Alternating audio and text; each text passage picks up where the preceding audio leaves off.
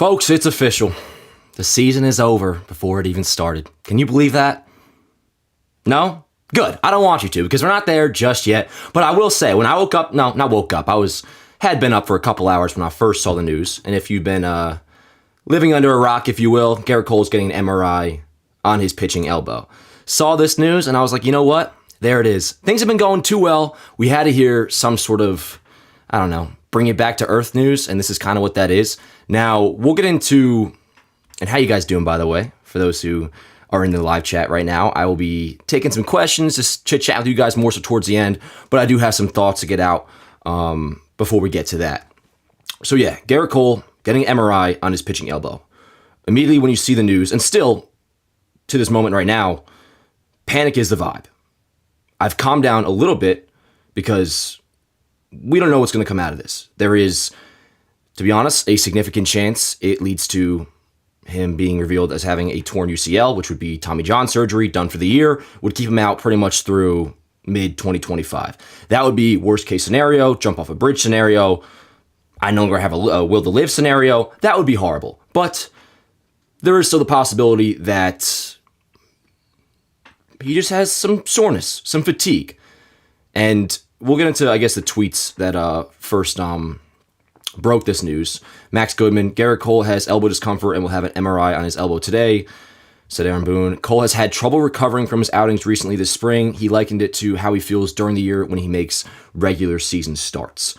Now, first thing you notice off with this is it's not pain that he's having. It's, I guess you could say, slight discomfort, if you will. More so just that something is feeling off, which, not saying that's a good thing, but it's not like he's... Also, we haven't heard anything about forearm pain either, which is usually a pretty significant precursor to Tommy John surgery. We haven't heard anything regarding pain.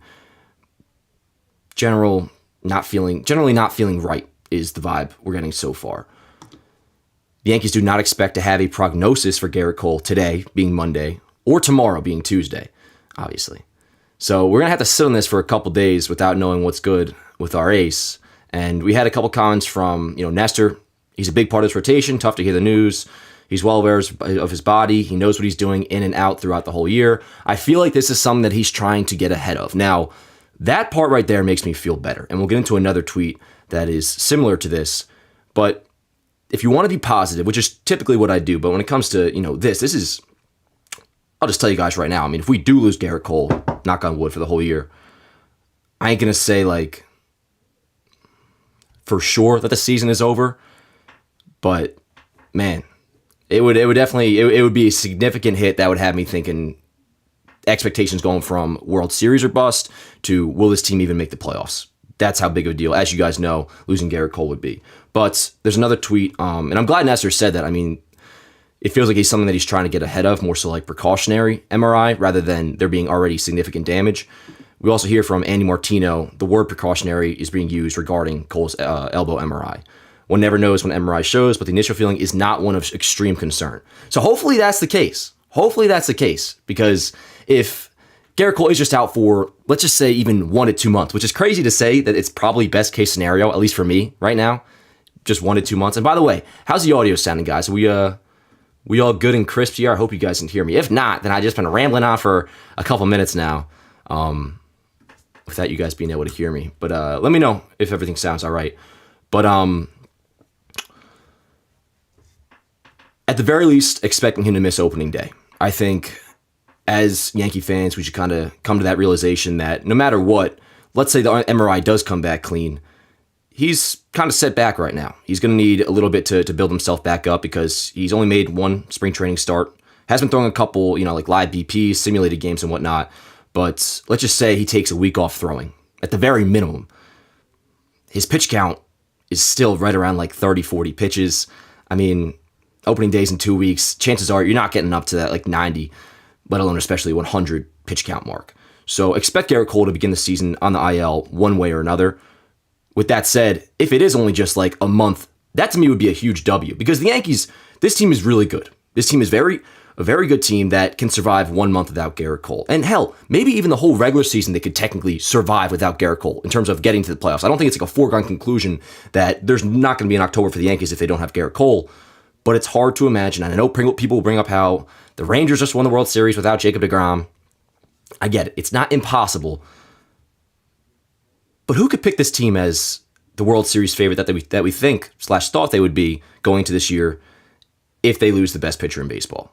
It changes things significantly. So they could maybe make the playoffs. They probably could still make the playoffs. But come October, it would be a totally different team than the one we envisioned would have a shot at winning 28. But for now, let's just hope it'll be a short-term thing. The MRI could come back clean. There's a significant chance about that. Like it could be a case where he just has some general arm fatigue and it reveals a strain. What we're hoping for here is not a tear of the UCL. It's crazy to even be saying those words. Now, let's get into some hypotheticals here. If it were to be that god-awful, God forbid situation where he does have to miss the whole season and we lose Gerrit Cole for the year, what then happens to the Yankee rotation? Well, I think his replacement, quote unquote, would be a guy we saw pitch today, Clayton Beeter. He would probably take the number 5 spot, and you might have Stroman be the number 1 dude. I kind of just bumped everybody up, so don't get at me for this order here, but this would be your starting 5. Rodon, Stroman, Nestor, Clark, and Clayton Beeter. Now, Beeter doesn't concern me. Our depth, as far as the Yankees roster goes, in terms of starting pitching, is actually really solid. Like, say you lose Cole just for a month, or any of these guys, which you should expect to. I mean, at some point, I'm sure Nestor will go on the IL, Rodon will go on the IL, or Stroman, whoever, knock on wood, but you expect you always need more than 5 starters, right? The depth of Clayton Beeter, Will Warren, Chase Hampton, Luis Gil. Luis Gil has been nasty. I'll have to check his stats. I don't have him exactly on, but I know he struck out like 8 guys in about 3 innings of relief today in spring, and overall has looked nasty. His fastball has been electric. The slider has looked phenomenal.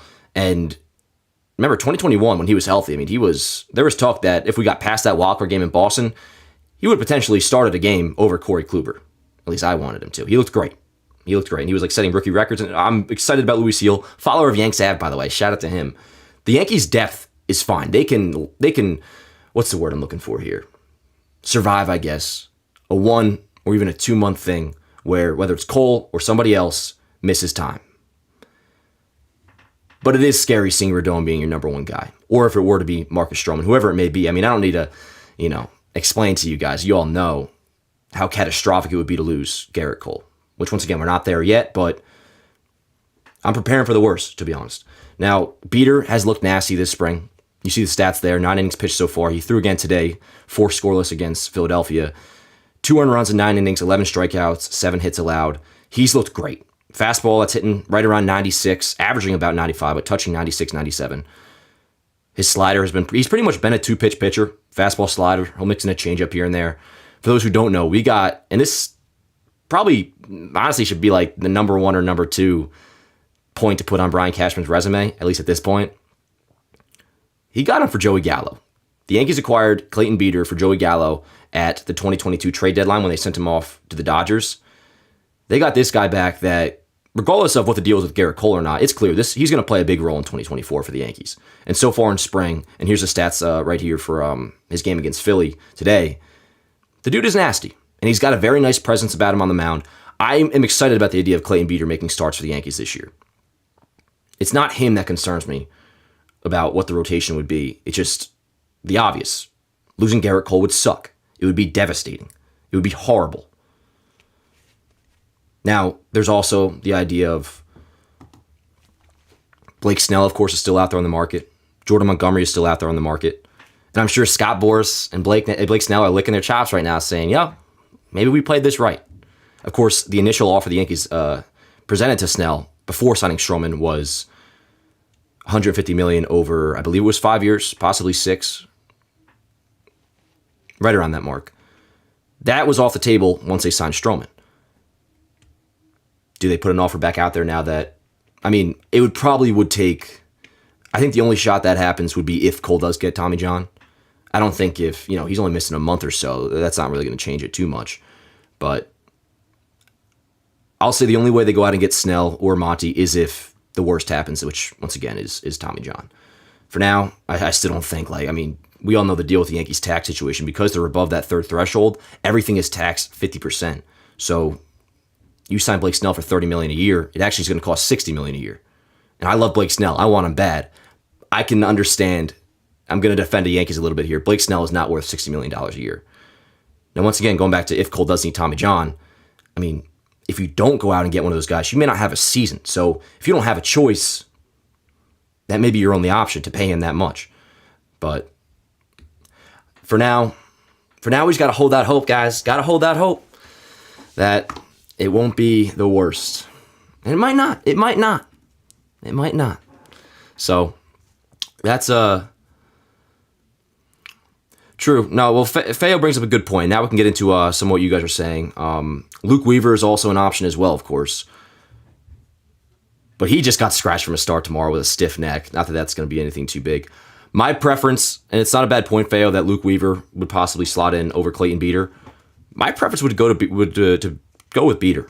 He's on the 40-man, so you wouldn't have to be jumping through hoops to get him onto the roster. And Weaver, I mean, I think one of these guys, there's a chance if you were to, you're going to need a long guy out of the pen anyways. So chances are, if you put Weaver in the starting rotation, you're going to want to probably have a guy like Beeter on the roster regardless as a long man. And if you're picking between the two, I think you go with Beeter. But it's a good point. No, it's a good point. My preference would certainly be Beeter, especially with how good he's looked this spring. But let's talk about, let's discuss your guys' comments. I missed the lives. Do you think you're going to have a schedule for the regular season? Yeah, I'm going to be going live a lot in the regular season. I think the plan is going to be, first, let me address the live streams, like the watch parties for games. It's not going to be like a typical, like, just me, my camera, game on. It'll be almost like a behind the scenes of Yankees Avenue, the way I'm going to run it, which will have me posting clips, kind of editing highlights in the process, but of course my reactions will still be there. So it's kind of like we're living the process out together of how Yankees Avenue is run, while you guys will see me like react to games. We'll be chilling, we'll be kicking it together. But no, as for just standard streams like this that aren't watch parties, probably at least like 3 to 4 times a week, man. Probably 3 to 4 times a week. I'm not talking about preference. I'm talking what the Yankees would actually do. No, I think there's a significant chance it could be Beeter. Equally as much of a chance that it could be Weaver as well, but I do think that there's a good shot it's also would be Beeter. Monty has no interest in the Yankees. It's never going to happen. I totally disagree with that. First of all, both sides have pretty much shut down if there's any bad blood between the two. And if the Yankees were to offer him a deal that he likes, that is better than anything else any other team is offering, you bet your ass he would sign with us. It all really just comes down to money. I don't think the Yankees are going to give him that contract, but if the Yankees offered Jordan Montgomery $150 million, let's say, he's not going to care about what happened in 2022. What happened with you and Pat? Nothing in particular, like no like bad blood, at least on my end of things. I just didn't really like what the show was anymore. I know Judge should be fine, but what are your thoughts on Boone's comments? Yeah, Judge, I don't get all that worried about at all, mainly because his situation, it's not an injury. With Judge, it's, what do they say? He's generally banged up, or whatever the quote was, from all the work he's been doing in spring. Obviously, that's not ideal. I'm not going to pretend that it is, but he has been there since early January. He's been working like crazy, and there's no reason to be playing him in spring games right now. There's no reason to push it with Judge.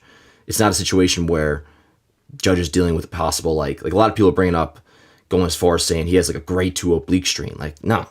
Especially if they're having him scheduled to play Wednesday, which I don't like that part of it, because God forbid he doesn't play Wednesday, everybody's going to be tweaking.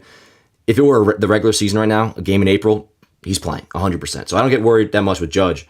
Whereas I do Cole, if he has a torn UCL, that's that. There's nothing you can do about it. Whereas with Judge, even if he's playing at 90%, Judge is going to play. Let's see. They might just have Weaver in the pen and give Beeter a shot. First, the ceiling is so high for him. Yeah, no, Beeter I'm excited about, man. I am pumped about Beeter. I think, yeah, if you were to have both of them on the roster, which once again, Beeter's on the 40, so it's very plausible that it could end up being, between Weaver and Beeter. I'd rather have in the pen Weaver and then in the starting rotation Beeter. Worst case scenario, the Yankees will try flipping Soto at the deadline. No shot. Because the Yankees aren't going to be, even if they lose Cole, they're not going to be bad enough to where they're not contending, even for like a wild card. Like the Yankees are going to be a playoff team regardless. What concerns me more so is once they get to October without Gerrit Cole, what are you?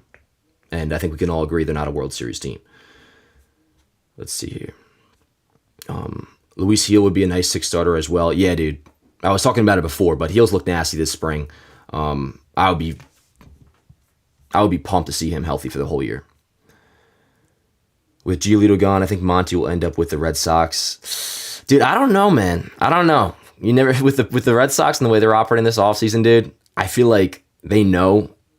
I mean, this is to the fault of their own, but they know that they're not going to be contending this year. And that was even with Giolito. I feel like it just reinforces more that they're not going to be contending, so they're not going to go after Montgomery. The fact that they lost Giolito. Dude, getting Bauer at league minimum sounds so good right now. Yo, the Bauer thing is just not going to happen, man. All this, like, whether it's the sexual assault case aside, years ago, like, Rose actually brought up a good point today, which I've disagreed a lot with what Rose has said about Bauer. But even before all this, going back to when he was with the Dodgers, it was a controversial idea to sign him. The Yankees, I think we'll be back in baseball at some point. There's no shot the Yankees will ever pick up Bauer, and I'm fine with that. If you lose Cole, you go out and get Snell. You don't pivot to Bauer. If Soto leaves next year, what happens? I feel our offense will never be as good as this year. Yo, I can't even consider the idea of Soto leaving next year. And I don't think that's. I mean, I guess it's a possibility, sure, but the Yankees have already publicly talked about keeping Soto long term.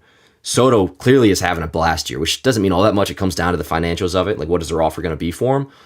But with that said, the Yankees aren't going to be surprised next year when Soto's like, all right, you guys want to keep me? I want $600 million. They know they want to have him long term. It's not like they're just going to go into next winter blind. Be like, what? You want how much money? So they know what they're getting themselves into. They knew when they were trading for him that if they wanted to keep him long term, they're going to have to throw a bag at him, which probably is going to be around $600 million. And I think they're ready for that. And that's probably in part why they try to avoid getting Snell or paying Snell so much money this offseason. At least if they can help it. They may not be able to help it if they lose Cole.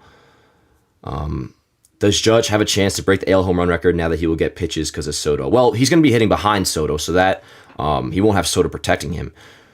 He always is going to have a chance, though, to break that record. I will say this. If they batted Soto third and Judge second, he's clearing 70 home runs easily. Whoa, where did my thing go? Where'd my screen go? Oh. Let's see. Sorry, I don't. My screen went black on my end. I'm not sure if it did on your guys's, but let's see here. What is best case scenario, but also a realistic scenario with Snell's contract? That's a good question. So it came out the other day that he was. Now this was a Bob Nightingale report, so it may or may not be true, but he apparently is willing to sign a short-term deal with opt-outs. Now, what does short-term deal mean? That's a good question, but if the Yankees were to get something done with Snell, no matter what, it's going to start with a 3. The AAV is going to start with a 3. And, if they offered him 150 over 5 before, that's 30 a year. I honestly think, I almost feel like to get Snell, you just offer him what you offered him before, and maybe this time he has a change of heart because his market has clearly changed or just hasn't become what he thought it would become.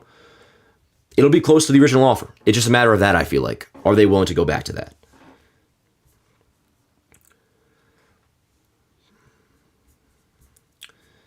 Let's see here. But yeah, so that's kind of where we're at now with the whole Cole thing. I wanted to come on here and chit-chat about it just because it's a big deal, as you guys all know. If we were to lose Cole for the season, just kidding. Is it too late to be drinking coffee? It doesn't feel like it's a daylight saving time. It's like bright outside, or at least it was. But RJ Carbone says, thoughts on Cease? I like Matamba, obviously relying on upside. Yo, I wanted Cease big time. I really did. It's just the White Sox wanted Spencer Jones. And if you were to say, all right, you're guaranteed 2021 Dylan Cease, 2 years of Dylan Cease, 2021 Dylan Cease, in exchange for Spencer Jones, I would consider that. I honestly think I would do that, but knowing it's a gamble, and especially how hype Spencer Jones is right now, there's no shot you make that deal. Now, of course, if the White Sox come off Spencer Jones, and you could do a deal around I don't really even know. Because obviously you're not going to give up Jason.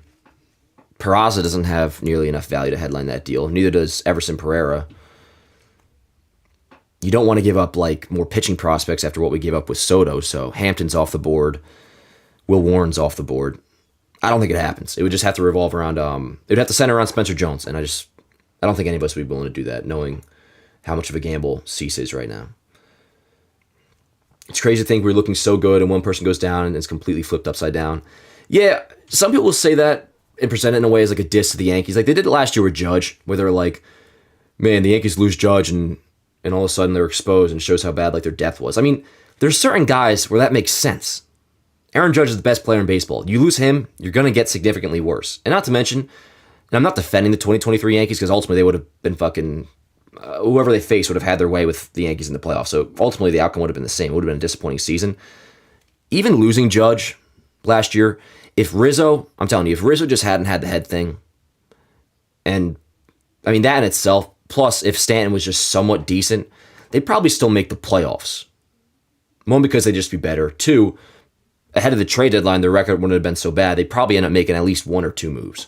So the 2023 Yankees at true talent, even with the Judge injury, I think we're a playoff team. And as for Cole this year, I mean, you lose your ace, you lose the best pitcher in baseball.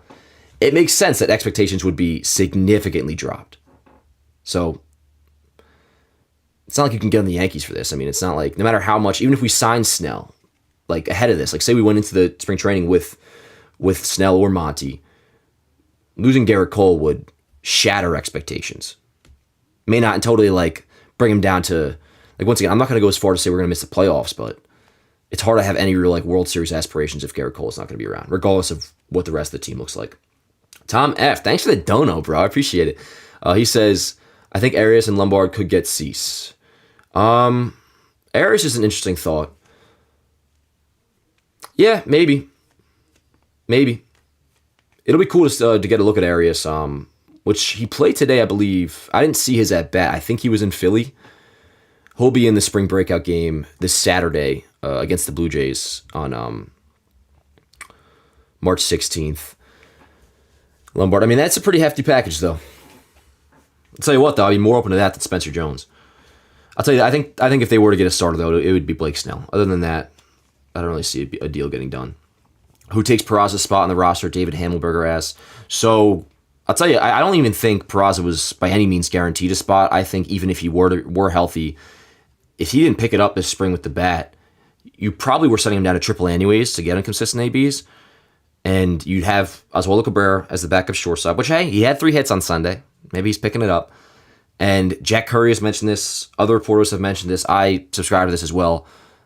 The final piece to the Yankees bench is not currently on the roster. And I hope that's Donovan Solano. There's other options as well. J.D. Davis just got released and he cleared waivers, so you could sign him for the league minimum. He's an option. Either him or Donovan Solano, I think, would be perfect. So you're looking at a bench of I don't want to say backup catcher, but whoever's not catching. Let's say, you start Wells on opening day, Trevino on the bench, Trent Grisham, Oswaldo Cabrera as your backup shortstop, of course the utility side of it as well. And then if I had to predict, one of either J.D. Davis or more likely, I think, Donovan Solano. Because we know the Yankees offered Kiki Hernandez a contract, which he ended up signing with the Dodgers. The Yankees offered Ahmed Rosario, apparently, according to Joel Sherman, $4 million. I don't buy that. Because the Rays, I'm pretty sure, signed him for like 1.5. And Ahmed Rosario, I would have been open to signing him. There's no way I would give him $4 million. But you just take that money, give it to Donovan Solano, who's been an above league average at bat. Above league average hitter over the last couple of years. Plays second base, can play third base. I don't believe he plays shortstop, but yeah, Yella brings it up. 110 OPS plus in 2023. Yeah, it'd be a very under the radar signing. I honestly, up until he was mentioned by somebody else a couple weeks ago, I didn't even know he was on the market. Or if I did, I didn't know how good he was this past year. So I think that would probably be the move, bench wise. Where do I see J.D. Davis going? Yeah, the only thing that's tough with that is because he's getting his money no matter what. So whatever team he signs with, that team, the new team, will be paying him the league minimum. So at that point, you're probably looking at most likely Davis would want to go to a team that gives him the most playing time, which wouldn't be the Yankees. I mean, he wouldn't have a starting job. But former Met, maybe he likes New York. Maybe there's an appeal to him for playing for the Yankees. I don't know. It really just depends on what his market is outside of if the Yankees were to offer him something. But I'd be open to it. All right, a couple more here before we get out of here. Do you think Austin Wells could be All-Star worthy? Yo, we don't even need him to be. And maybe at some point. I don't know. I'm not going to make that prediction for this year. But if Austin Wells is even close to a league average hitter, being the Yankees catcher, which defensively he's looked great. And Aaron Boone is raving about him. The Yankees are raving about his defense. Last year he looked pretty good, but even better this spring behind the plate. But dude, if we get anything offensively out of the catcher position, and that's why I set the bar as low as, I don't even want to say a league average here. If he's like even a 95 OPS plus guy, that compared to what we've been getting in past years, outside of the 6 weeks where Jose Trevino was a good hitter in 2022, which was a total aberration, let's just be honest, that would be amazing. The Yankees lineup is good as is. Assuming Rizzo is back to being Rizzo, which so far this spring he's showing that he is. He looks phenomenal. The lineup is already in a great place. If you add a close to, or let's just say above league average, Austin Wells to that, from the left side, it'll be incredible. That is what will change the outlook on the Yankees lineup from being what should already be one of the best in the league to the best in the league. If Austin Wells does what we're kind of like hoping he could be, or what he could do. So far this spring, man, great. Had a bases clearing double today. OPS, let me pull up his stats real quick. I know he was, after that AB, batting 300, but give me 1 second here. And also, too, with the Yankees lineup, I mean, Vulpi's having a great spring. Not that that means all that much. I'm not putting too much stock into spring statistics. But a lot of people are discounting the idea that, more so outside of the Yankee fan base, are discounting this idea that he could take a significant leap forward in his sophomore season. And Feo, I know you've kind of gone at me, not gone at me, but like disagreed when I compared his possible progression to Bobby Witt, because Bobby Witt Jr., his first year was right around a league average hitter, and then this past season jumped up to being, I don't know if we can say as far as like MVP worthy, but he was phenomenal. Went to like being like a 120 OPS plus bat, 6'4" shortstop. His progression from rookie year to sophomore year was incredible, and I kind of put that out there like, yo, let's hope Vulpi can go from what Bobby Witt was his rookie year to his sophomore season. And Feo brushed back a little bit saying, well, the rookie year was different and Witt was around league average, whereas Vulpi was right around an 84 WRC plus, so he was significantly below. I firmly believe Vulpi was just fatigued towards the end. And if you look at where he was offensively towards the end of August, which was about 130 games in, typical minor league season, he was creeping up close to being a 100 OPS bat. He was getting there. So I think true talent-wise, 2023, while it wasn't perfect, I think Vulpi, and we know this, for a good third of the season, he was well above average offensively. He just had terrible April, terrible September. I think true talent, 2023 Anthony Vulpi was right around a league average hitter. If we get that in 2024, like a 100 OPS plus bat, that's a W. You get even higher. Plus, a good year out of Austin Wells. I mean, that's what's exciting about this season with the lineup, is that no matter what, on paper, it should be pretty damn good. Near incredible. But there's some external factors. A Stanton bounce back. Vulpi to a second-year progression. Austin Wells giving us something out of the catcher spot, something we haven't had offensively in years. Since Gary Sanchez, consistently. Like I said, it would take it from being one of the best in the league, lineup-wise, to the best in the league. And I'm not just talking American League. I'm talking all of baseball, including the Dodgers. Austin Wells is batting .286 with a 1 OPS so far this spring. Do you think Witt and Vulpi had the same ceiling strictly from a talent standpoint? You know what? I'll say no. I think Vulpi is just a little bit under. But that's because going off of this past season, what Witt was a 6-WAR shortstop. I don't think right now Vulpi, like that's 6-WAR is a lot. I mean, if Vulpi were to have a 6-WAR season, I mean, that would be incredible. I don't think that's his ceiling, not that it has to be. I think his ceiling is